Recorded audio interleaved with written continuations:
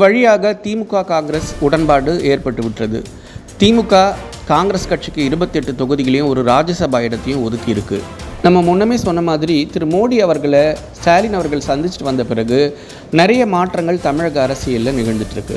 குறிப்பாக காங்கிரஸை பற்றி திமுக தலைவர்கள் நிறைய விமர்சனங்களை பண்ணிட்டு வந்தாங்க. தலைவர் காமராஜரை பற்றி விமர்சனம் பண்ணது, பீகார் தேர்தல் முடிவுகளுக்கு அப்புறம் திமுக நிர்வாகி ஒருத்தர் தமிழக காங்கிரஸுக்கு வர சட்டமன்ற தேர்தலில் 11 சீட்டுக்கு மேலே கொடுக்கக்கூடாதுன்னு பேசினது, இது எதையுமே திமுக தலைமை கண்டுக்கவே இல்லை அல்லது கண்டிக்கவும் இல்லை.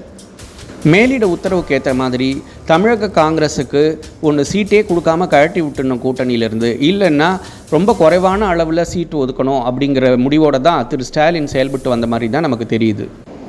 காங்கிரஸ் இல்லாமல் திமுகவால் வெற்றி பெற முடியாதுன்னு நல்லா தெரிஞ்சுக்கிட்ட திரு ஸ்டாலின் அவர்கள் முடிஞ்ச அளவுக்கு குறைஞ்ச சீட்டாக ஒதுக்கி காங்கிரஸை கூட்டணியிலே தக்க வச்சுக்கலான்னு பார்த்தாரு.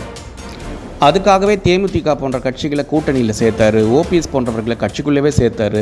இவங்களுக்கெல்லாம் நான் சீட் ஒதுக்கணும்னு காரணம் காட்டி காங்கிரஸுக்கு சீட்டுகளை குறைக்கலான்னு பார்த்தாரு திரு ஸ்டாலின் அவர்கள். நாடகத்தெல்லாம் முன்னமே தெரிஞ்சுக்கிட்ட திரு ராகுல் காந்தி அவர்களுக்கு ஸ்டாலின் அவர்கள் மீது கடும் அதிருப்தி ஏற்பட்டுருச்சு. திரு ராகுல் காந்தி அவர்களும் முதலமைச்சர் ஸ்டாலினோட சோஷியல் மீடியாவில் எக்ஸ் வலைதளம் மற்றும் இன்ஸ்டாகிராம் இதிலெல்லாம் அவரை அன்ஃபாலோ பண்ணிட்டார் ராகுல் காந்தி அப்படிங்கிற தகவலும் சொல்லிட்டு இருக்காங்க.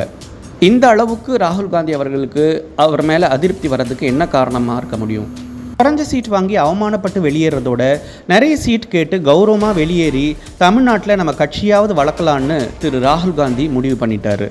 காங்கிரஸ் கட்சிக்கு 25 சீட்லேருந்து குறைச்சி 21 சீட்டுகளே ஒதுக்க திமுக முன் வந்த நிலையில் கடுமையாக பேரம் செஞ்சு இழுத்தடிச்சு கடைசியில் 28 சீட்டுக்கு தான் ஒத்துக்கிட்டாரு ராகுல் காந்தி. அதுவும் கூட ராஜ்யசபா வேட்புமனு தாக்கலுக்கு இறுதி நாளுக்கு முன்னாள் இரவு தான் 5 மணிக்கெல்லாம் டெல்லியிலிருந்து மேலிட பொறுப்பாளர்கள் வந்துவிட்ட பிறகும் 7 மணி வரையும் அவங்கள காக்க வச்சு இழுத்தடிச்சு 8 மணி போல தான் அந்த தொகுதி உடன்பாட்டில் காங்கிரஸ் கட்சி கையெழுத்தை போட்டுச்சு.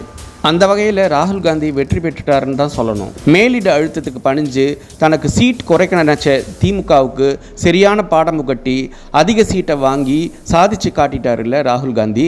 நாம் சொன்ன மாதிரி இந்த முறையும் ராகுல் காந்தி அவர்கள் ஸ்வீட்டுங்கிற பேரில் இருட்டுக்கடை அல்வாவை ஸ்டாலினுக்கு கொடுத்துட்டாருன்னு தான் சொல்லணும். ஆனால் இந்த ஸ்வீட்டு திரு ஸ்டாலின் அவர்களுக்கு பிடிக்குமான்னு தான் நமக்கு தெரியல. நன்றி, வணக்கம்.